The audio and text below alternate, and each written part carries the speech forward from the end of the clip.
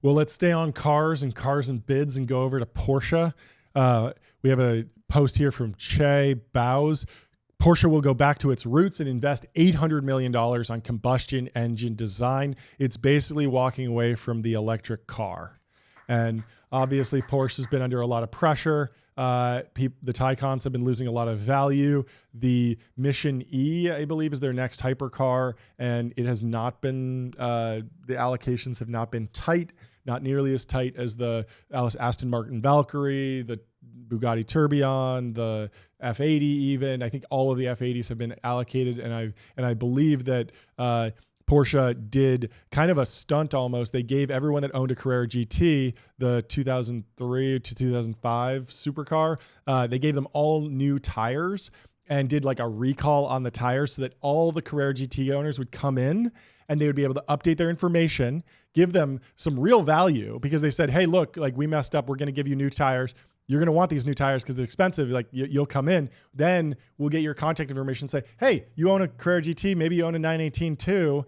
Why don't you sign up for the Mission E and or the Mission X? I can't even remember which one it is, but it's their electric hypercar. And I don't think it's been going well because the Carrera GT owner has the last truly analog supercar, and the last thing they want is some car that's probably going to be undifferentiated from the Rimac Nevera or the Pininfarina Battista. They all go 0 to 60 in 1.8. Like they all have cuts like a knife in terms of steering, but they just don't have that driver engagement and really that like high skill ceiling that comes from something like an analog supercar like the Carrera GT. But Jordy, what's your take on Porsche? Good move for them? First off, thank you to Grit Colt GC for tagging us in this because I actually missed it. The news came out a few days ago.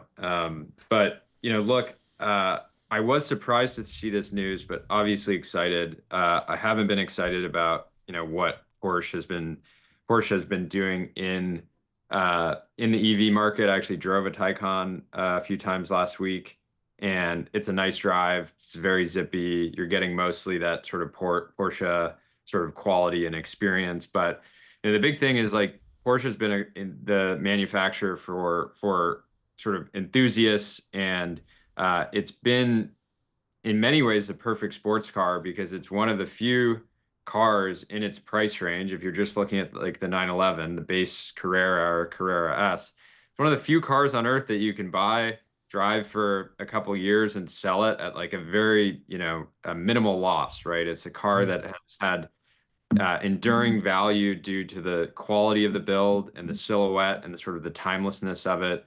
And a lot of, Porsche enthusiasts, myself, and owners have been worried about the trajectory that the brand is taking because they've been, the GT, what is it? The not the GT3, GT4?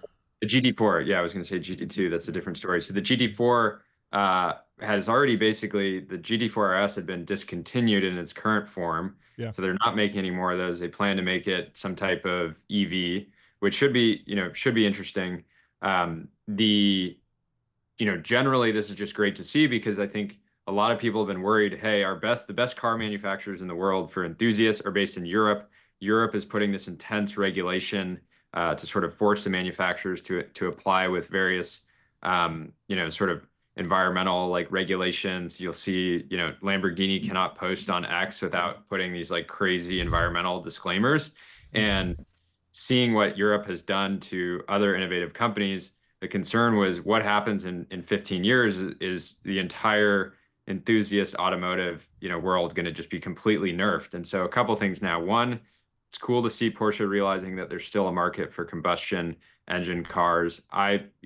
I think like the biggest thing for the EV industry, what they need to figure out is around a depreciation. Nobody wants to buy a car for $250 and drive it for 6 months and have it be worth $150, $150,000. It's just not. It's the depreciation to date has been too extreme. It's the same thing with Teslas and Taycans.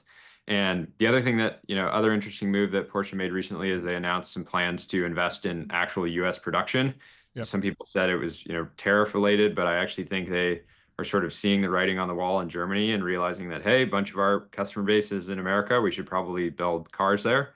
Yeah. And ultimately, that's good for America and good for car enthusiasts here. Yeah. I mean, the other side is like, they didn't fully abandon the manual combustion engine design. You know, the 911 ST is a very analog version of the 911, comes with a manual transmission, and has been completely in demand and selling well above MSRP, and a phenomenally successful launch. And so I think that they see that, hey, if our new hypercar is selling worse than our, some random limited edition 911 ST, and they had another one that was manual before that, there's clearly still demand, and how far that will go. And now there's questions about, will Ferrari or Lamborghini do something in the manual space?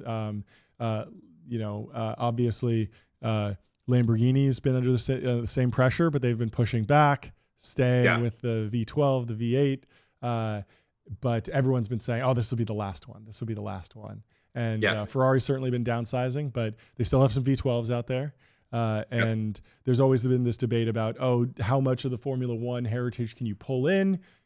Formula One, they're running a 1.6 liter V6. A lot of that's due to emission regulations, but the times are remarkable. You look at the Mercedes AMG 1. That is an F1 derived powertrain. It obviously puts up insane Nürburgring times. There's no question that you can get good results with that combustion hybrid setup. And it does seem to be something people want because it's a special car. But the Mission E, Mission X electric and the Taycans just weren't getting there.